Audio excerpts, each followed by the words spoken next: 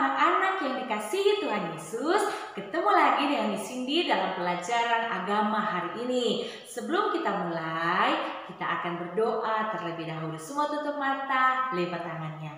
Tuhan Yesus, terima kasih pagi hari ini kami dalam keadaan yang sehat, kuat, dan diberkati Tuhan. Dan kami semua bersama anak-anak kelas 6B, 6A yang ada di rumah akan belajar agama. Tuhan beri hikmat, beri kepintaran buat kami semua. Terima kasih Tuhan, dalam nama Yesus kami berdoa dan mengucap syukur. Haleluya, amin. Nah, untuk kita bisa melanjutkan pelajaran kita, kalian siapkan buku paketnya. Nah, untuk di semester 2 ini, kalian juga bisa nanti akan diberikan tugas melalui LKS. Tapi nanti ya, sekarang sebelum kita mengerjakan LKS, kita buka dulu buku paketnya di bab yang ke-9 halaman 76. Oke?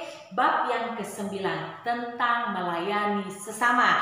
Nah, di sini akan memberikan video untuk penjelasan pelajaran bab 9. Kalian bisa mengikutinya dengan cara membuka buku paket dan menggarisbawahi sesuai dengan penjelasan yang ada di video.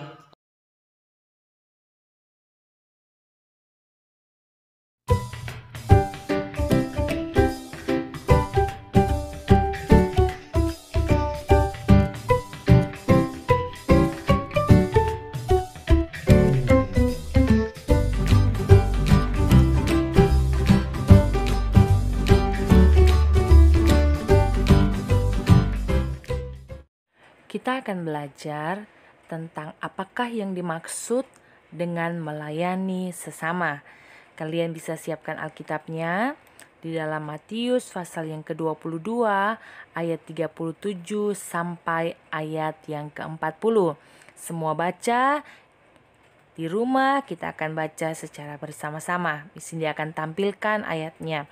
Oke, kita lihat di dalam Matius pasal yang ke-22 ayat 37 sampai 40. Jawab Yesus kepadanya, "Kasihilah Tuhan Allahmu dengan segenap hatimu dan dengan segenap jiwamu dan dengan segenap akal budimu. Itulah hukum yang terutama dan yang pertama." Jadi anak-anak harus pahami ya, bahwa hukum yang pertama dan yang terutama adalah mengasihi Tuhan. Dan hukum yang kedua yang sama dengan itu ialah kasihilah sesamamu manusia seperti dirimu sendiri. Pada kedua hukum inilah tergantung seluruh hukum Taurat dan kitab para nabi.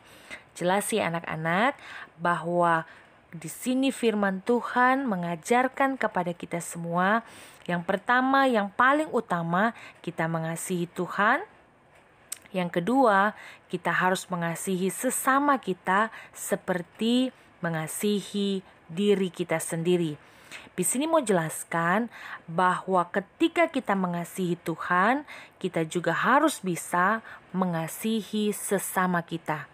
Karena kita tidak bisa mengasihi Tuhan tetapi kita membenci saudara kita, kita membenci keluarga kita membenci sahabat rekan-rekan kita.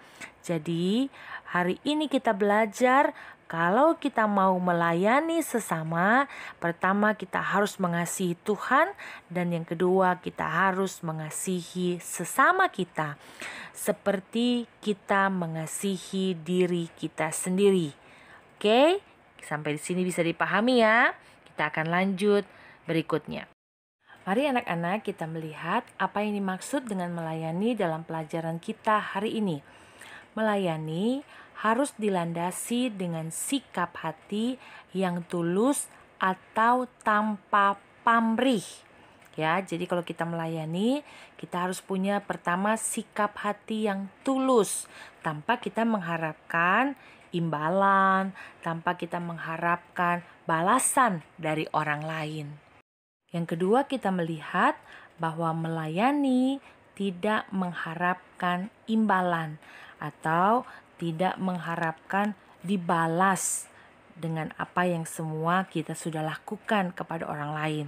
Kalau kita melayani mengharapkan imbalan, pada akhirnya nanti ketika kita tidak dihormati, ketika kita tidak mendapatkan apa yang kita harapkan, maka kita akan kecewa. Yang ketiga, melayani harus dengan ucapan syukur, tidak bersungut-sungut, tidak berbantah-bantah, tidak merasa terpaksa ketika kita melayani sesama. Jadi harus mengucap syukur kalau kita melayani Tuhan dan sesama.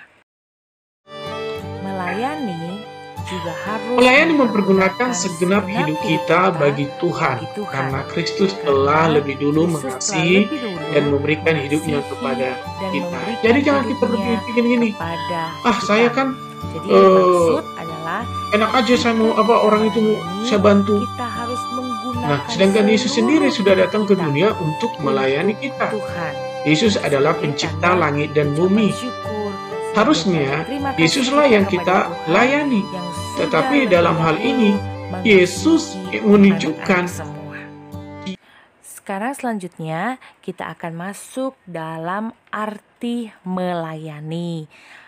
Jangan sampai kita hanya bisa belajar, kita hanya bisa melayani, tapi kita tidak mengerti, tidak memahami arti melayani.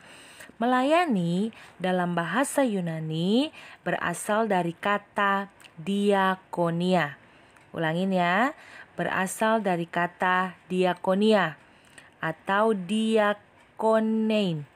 Artinya melayani. Kalian juga bisa lihat di buku paket ya. Atau diakonos atau artinya pelayan. Diakonia artinya melayani, diakonos artinya pelayan. Diakonia menunjuk pada pelayanan meja. Contohnya adalah seorang hamba melayani majikannya di meja makan, seperti yang dilakukan oleh Marta ketika Yesus datang berkunjung ke rumahnya. Kalian bisa lihat di dalam Lukas pasal yang ke-10 itu ya ceritanya. Nah, yang dimaksud dengan pelayanan meja adalah melayani orang lain, membantu orang lain, meringankan beban atau pekerjaan orang lain. Contoh dalam Alkitabnya tadi seperti Marta.